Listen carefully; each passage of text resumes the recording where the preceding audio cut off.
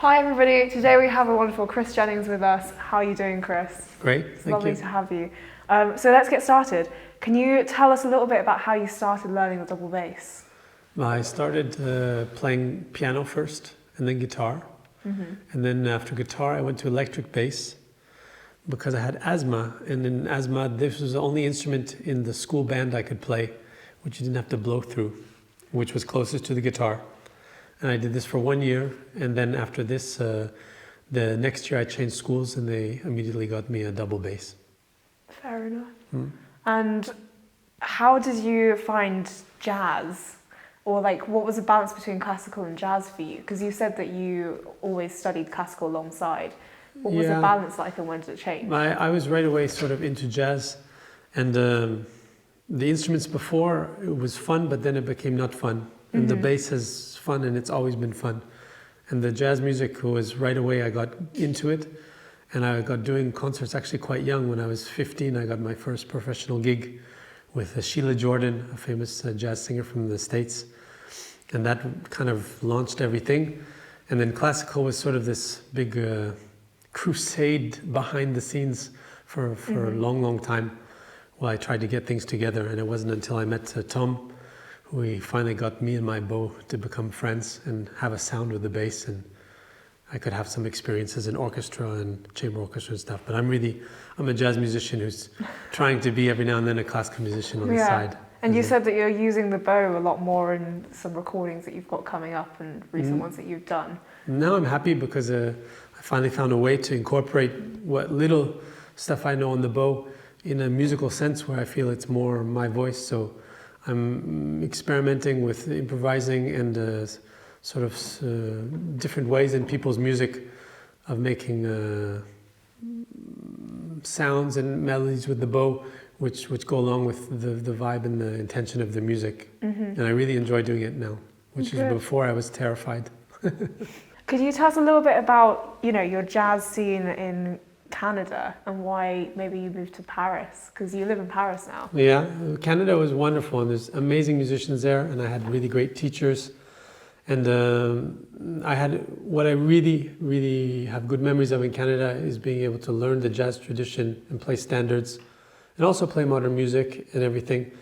But having this sort of under my belt of the thousands and thousands of hours playing jazz standards is something I really cherish, because European musicians, it's not the same. The roots are different, and I can proudly say I have sort of like North American jazz roots in me.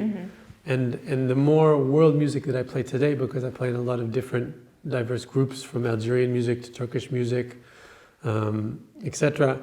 The jazz roots is what allows me to be free and improvise, and allows an opening harmonically and rhythmically in music, which is, if it's this sort of world music of today or mixes, can often be very diatonic, and the jazz vocabulary gives me an opening to improvise in another way. If that makes sense. Yeah, cool. Can you talk a little bit about your musical education and who you studied with and all of that stuff? Yeah, I mean, as a jazz musician, I'd have to say, of course, my teachers. And in Canada, I started out with great bass players named Dave Watts and John Hyde, who got me out on the instrument. And I have a long-term mentor, Dale James, who's an electric bass player, who we just discuss music purely. He's an incredible musician. And then I moved to Toronto to university, but by then I was already a working musician. So my main teacher, aside from everything you learn at university, was actually the people I was playing with, older musicians teaching me the language and vocabulary of jazz. And then I moved to Europe, and I did a master's in Holland, sort of as an excuse that they couldn't kick me out of France because I'm a student in Europe. And then it just continued with the great musicians I'm honored to play with. They're giving me huge lessons every time we play. That's brilliant. And you're left-handed. When did you get a left-handed bass? It was finally with Tom Martin that my dream came true. And I had an old plywood bass, which was inverted on the outside. The strings were reversed, but it was still right-handed on the inside. And I managed to play this for 11 years. And it worked. I didn't know any different. But it was quite quite roots kind of situation. And then one of my main mentors in jazz are Pelle Danielsson, a Swedish bass player who plays with Keith Jarrett, and also John Patitucci. And when I was studying with Pelle in Sweden, I went to his house and I saw him playing this amazing bass. And he explained that this bass, which was also a Martin bass, that he had made from Tom.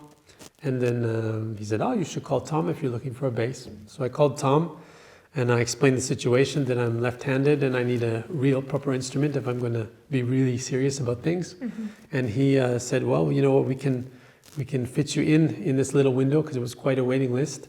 And he said, if you really like Palle's bass, we can make a bass just like it, because I only made his bass with it, with it's quilted maple bass, which is quite special. Turn it around slightly. Yeah. Oh yeah. Okay. It's on the other side too. Yeah. And it's quite thin on the sides, which gives it a special sound. Mm-hmm. And he said, I made Palle's bass with it, and I have just enough wood to make your bass, and it's Canadian. So I said, that's enough coincidences that I should start calling the grandparents and selling the car, and, and we do this. And it changed my life. Really, the instrument, it's, of course, any musician knows that the instrument, we spend so much time together, it makes a big difference. Mm-hmm. And you named it Carla with a K. Yeah, exactly. Brilliant. And what does your day-to-day life look like right now? Obviously, you must be very busy. Right now, I mean, the thing I like about living in Europe is I have the opportunity to tour a lot. Mm-hmm. And so when I'm in Paris, it's more being with family and practicing and working on my own projects. I have my own projects with my own albums also, and learning. So at the moment, it's when I'm home, I'm able to do that. And then I love being on tour and love experiencing being in other places and other cultures and performing. And I love performing. Mm-hmm. Brilliant. So you travel a lot then. How often do you go back to Canada and stuff? Canada, not so much, unfortunately. It's just mostly to see family and things. I have very close musical friends there, but I've only been back to Canada to tour the festivals every now and then. And, but one of the reasons when I moved to Paris, I was just out of university and I didn't know anyone in Paris. I started from scratch, so I really put all my energy into trying to get that happening. And for the last 10 years, I couldn't imagine doing some of the touring, and musicians I've been able to play with. I'm really happy with it. And if it stops now, I'm happy.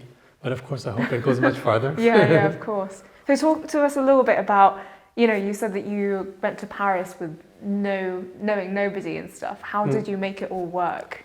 I went there on purpose because I had friends in other countries, in Germany and Holland, and my idea was to go to a big hub like New York. Paris, you could say, is a bit like the New York of Europe. And from there, I had to get started on my own and find my own direction. And at the same time, to see my friends, I had to travel and be out of the country. Mm-hmm. And of course, when you're young, the train tickets are cheap and it's easy to travel. And so I was able to travel lots to meet my friends and at the same time find my proper way, which in the end, I feel like comfortable that I found kind of a niche where I'm playing double bass in a lot of more world music or groove projects where there's either electric bass and I'm replacing the electric bass, and often replacing some of these virtuoso African bass players in Paris, which are quite well known and amazing bass players, which I can't do half of what they do on the electric bass on the double bass. It doesn't translate. So I'm forced to come up with something else to play. Or I'm playing in a very traditional world music group where there's actually no bass at all. For example, this El Gusto, it's a traditional shabby orchestra, and there's no bass, but when they reassemble this giant orchestra, normally it's 8 to 10 musicians playing, and they made an orchestra with over 40, they realized there's no low frequencies and they need some bass because there's no bass in their music. So I had to compose and find a way of playing something underneath. And to do that, I had to learn their music and learn the melodies and understand it. Did you try and stay in that area and get to know all their music? Yeah, you have to immerse yourself. I mean, I'm lucky because being in this project was immersion, because it was such a far off place from playing jazz standards in Canada. So, and the more you listen to the music and the more you live with it, the more you eat with them, the more you understand the culture, the more you can understand the music. So I think it's all really linked together, which is beautiful. Yeah, and then make it your own by putting it on bass. Yeah. It's great. Or more in the jazz vein, I play with some people like Nguyen Le, who's a Vietnamese guitarist, or Dafra Youssef, a Tunisian oud player. And these projects sort of demand that you adapt your playing to do something in a sort of unique way. Mm-hmm. And I had to find a way to make the bass groove and to have a big sound, and doing that kind of pushed me in sort of direction where now people call me for this, and I'm thrilled actually, because each time I'm opening a new door, and I'm learning a lot in every project.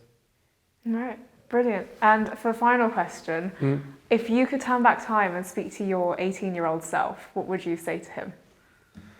It's a tough question. I think I would probably say that to don't go too fast, moving on to the modern music, or wanting to play stuff that's modern, and to spend more time playing the standards and learning the jazz vocabulary. And this is something I regret, that I had to backtrack some years ago, and I'm still looking into it, to really have a control of this language, and this music really opens up everything else in the more modern music or world music or whatever it is. And I think that's really important, because when we're young, we're absorbing everything. We have stuff coming at us from all directions, and no time to look at all of it.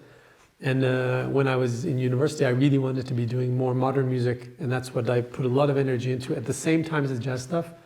And if I could have done the jazz stuff more, I think I might be a little happier in that department now. Okay. Yeah. Thank you very much. Yeah.